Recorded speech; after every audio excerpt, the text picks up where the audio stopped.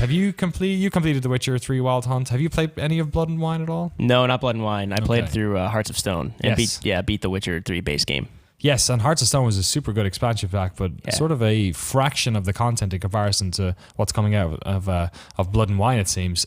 Jake, how much did you play? So we played about 3 hours of the expansion, and there's supposedly 20 to 30. Oh wow! Okay. I think like if you don't want to do all of the side stuff and all the exploration, then it'll probably take you around 20 hours just to do the main quest. But they said, yeah, you can take 30 hours on this thing. I'll probably take more, just because I'm so invested in that world. But yeah, it sounds like a good chunk of content. Jeez. Yeah, CD Projekt have like a problem.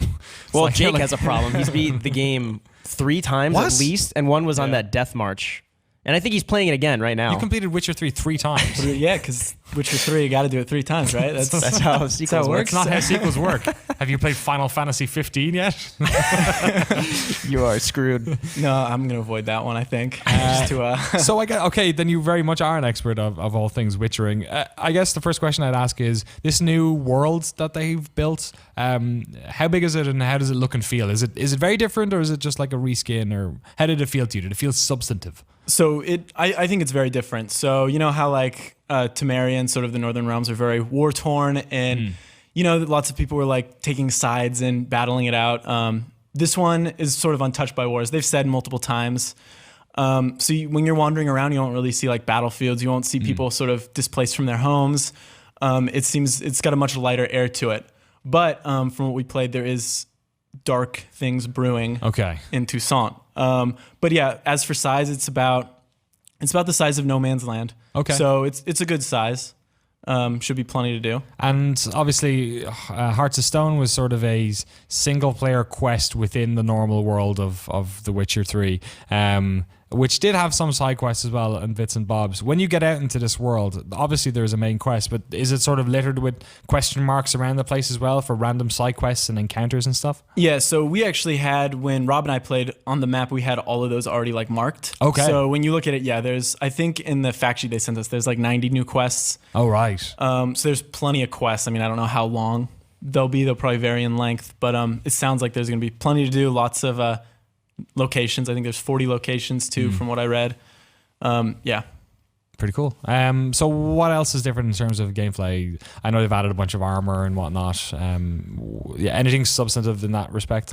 Yeah, so I mean the armor's big. I know they're gonna add more Witcher sets. I think the 2 biggest things I took away from it was the new mutagens. I think they said there's around 12 new mutagens, and these aren't just like perks. You know how in the main game you kind of had you choose perks, then you assign them to a slot, and you can only assign around 12.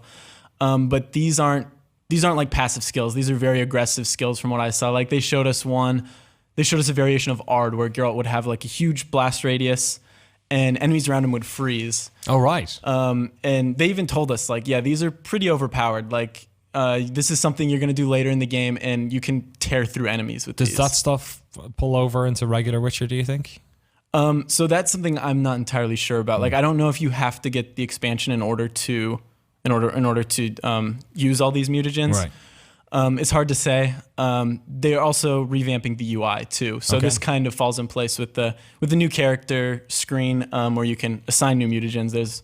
It's all redone, so it looks nice and clean. I mean, this is the final chapter in the story of Geralt of Rivia. You have to imagine, maybe. I mean, do you actually? One more point. Do you have to complete the first game to have done this, or does it work like Hearts of Stone, where you can sort of like boot in if you don't have a high level character, or how does that work? Yeah. So if you haven't beaten The Witcher 3, you should beat The Witcher 3 if you haven't beaten The Witcher 3. You can just start a game right at the beginning of it. So similar to what you could do in Hearts of Stone.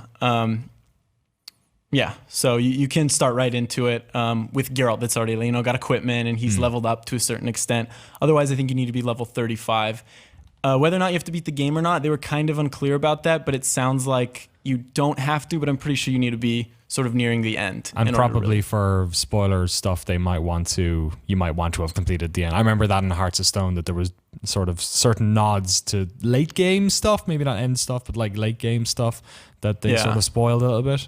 So yeah, it's similar with this. I mean, I even found something, I won't say exactly what it was, but it was definitely referencing something that took place near the end.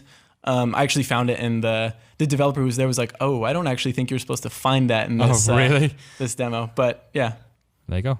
You excited for it, Mike? Yeah, definitely. I mean, after playing Hearts of Stone and getting a little bit of a taste of like a new expansion and what they were trying to do with telling these incidental side stories that didn't really affect the overarching plot, or actually they did. They introduced kind of a big villain, I guess, in that. I'm not sure if he'll be in Toussaint, but I loved like Point Lookout in Fallout 3 because it actually gave me a new world to explore, and I'm looking forward to Far Harbor, which actually, now that I think of it, if like the rumored release dates are true for both, are they going to be near each other? Oh, really? Yeah, because they actually have a release date for this, right? Yeah, this right is after May 31st. you put the video up. They posted it. May 31st. Yeah, and Far Harbor is not too far off, right? Let me look it up. Actually. Because if those are both like simultaneous, that's going to force a pretty tough decision. Yeah, that's like a full RPG right there. Week before, May 19th. Oh man! All right, yeah. So what is it? Blood and Wine. I'm really excited for because I love Witcher 3. I played through it. I played through like another half of a playthrough. I don't feel the need to go back to it right now. Yeah. Having a new area to explore, and like he had said, the whole idea of like peacetime kind of, and seeing how the war invades this area as opposed to seeing the aftermath is really appealing to me. I love it. It kind of reminds me of like there was a very sort of British Isles feel to. I mean, Skellige is literally an Irish word and like Scots Gaelic word, and then like the rest of it sort of felt a little bit like England, and you had the sort of the rich people of the south of England living in Novigrad and the poor people from the north living in the south. And this kind of feels like the Mediterranean a bit, where they're all a little bit pompous and sort of well-to-do and stuff like that. Yeah, I mean, you figure because there's no war there, a lot of them are very focused on, luxury. And, wine is huge in this. So, Geralt gets his own vineyard, apparently. Really? Yeah, so they showed us a little bit of that. But yeah, so you complete a mission and you get a key and you can go there and apparently you can upgrade it and make some sick wine. Like a home base kind of. And dye your clothes too. Because great. That's what you do when there's no war. You dye clothes. I hope there's another getting drunk in your house scene, like the great one from The Witcher 3. That's awesome. So I guess, you're a big fan of the series. Final point on this. After playing 3 hours of it, what was your expectation going into it, and how did you sort of feel as a fan of the series once you'd walked out of that room? So I pretty much felt that CD Projekt Red delivered on almost everything that I was hoping for, at least from what I played. There was a new character who was from the book, which had me really excited because I was kind of curious where he had been in this whole lore, but he shows up. From which book? He's from the I think he's second and third. Okay. I've only read the first 3 and then the short story, so I'm not entirely sure. My only real concern though is the last expansion. We didn't really see Triss, Yennefer, Ciri, Dandelion.